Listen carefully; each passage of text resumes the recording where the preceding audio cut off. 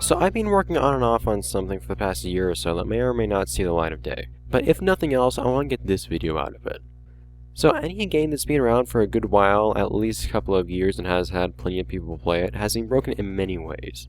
For example, we have Ocarina of Time. If you look at some Ocarina of Time speedruns, you'll see some truly incredible things that people are doing.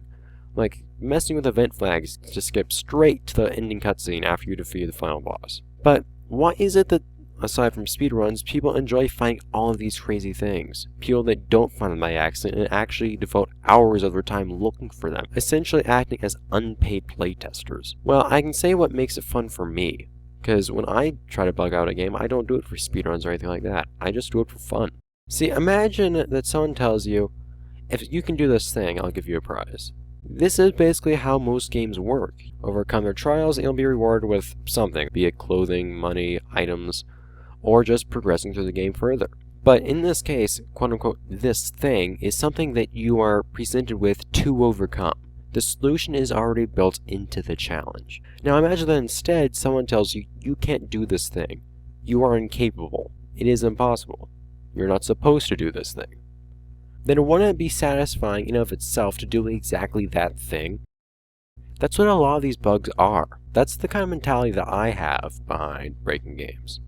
If you do this with a goal in mind especially, for example, getting somewhere specific on top of a building, out of bounds, on top of a really high ledge, you've created a challenge for yourself, one that doesn't have a pre-designed solution. And instead of working through the game with the developer as they intended for you to, like you normally would in the first example, you're working against the developer. You're looking at something where they tell you, hey, you can't do this, you're not supposed to do this, and you say, no, I can do this. And you do exactly that, or at least you try.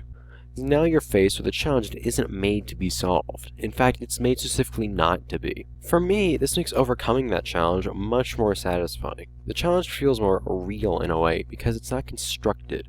It's not made specifically to be solved. It's there as its own challenge. If you can overcome obstacles that are entirely apathetic to whether or not you actually reach your goal, as opposed to things that were put there specifically with a solution in mind, something that you can overcome, as opposed to the obstacles you have to overcome in the game as it's intended to be played, when you see a gap, you're supposed to be able to jump over that gap. Then there feels like there's a little bit more of an actual real accomplishment there, because you overcame something that was not there to be solved, in fact something that was there to be impossible. You truly beat something. Maybe there is a little bit of a rebellious attitude involved. You're not supposed to skip the bosses on Battle for Bikini Bottom. You're not supposed to get inside the train station in Sonic 06. You're not supposed to reach the ground in Mirror's Edge. But that's exactly what makes it satisfying when you do those. Once you've actually found a glitch like this, whether or not it involves getting somewhere, maybe it's just bugging out your character in a certain way, give yourself extra forward momentum for example, you're also in uncharted territory. You can explore the special sense of wonder either by moving about in this new area or by trying out that glitch every place you can think of. Everything feels untouched and untracked in a way, even by the developers in the sense that they don't expect you to do what you did. So if you have extra forward momentum, like to clear an otherwise unclearable chasm for example, you can get to the other side of that chasm and see what's on the other side when you normally couldn't. You can see something that's not meant to be seen. And that has a very special feeling. That's whether that be exploring out of bounds, bugging out physics, or clipping through walls. Any of those things have countless possibilities unlocked from there on too. Just learning how to move up a slide, for example, in Super Mario Galaxy or Battle for Bikini Bottom can unlock countless possibilities. Because now every time you see a slide, you know you can do something with it you're not supposed to be able to do. This can bring you to new heights and help you explore even more areas. The application of this one unanticipated thing that you can do can actually open up an entire world of possibilities for you to explore. It can fundamentally change the way you view a game, which will hopefully be for the better, or maybe you'll start seeing it as a buggy mess like I have with Stars 2. There are downsides. But I find that some of the greatest enjoyment from a game can come from playing it your own way. Play it in a way that you find fun in addition to how it's meant to be played. Except for Sonic 06, that's really only fun if you play it the wrong way. Very fun if you play it the wrong way, I find.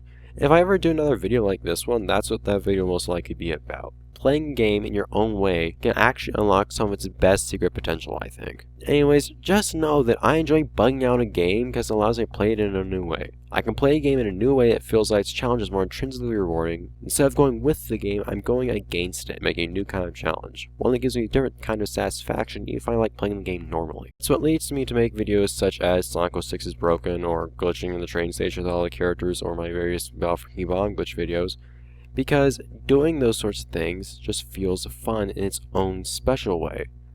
You're not actually getting something in-game for it most of the time. Maybe you can get something in-game from it. For example, you can sequence break to get somewhere.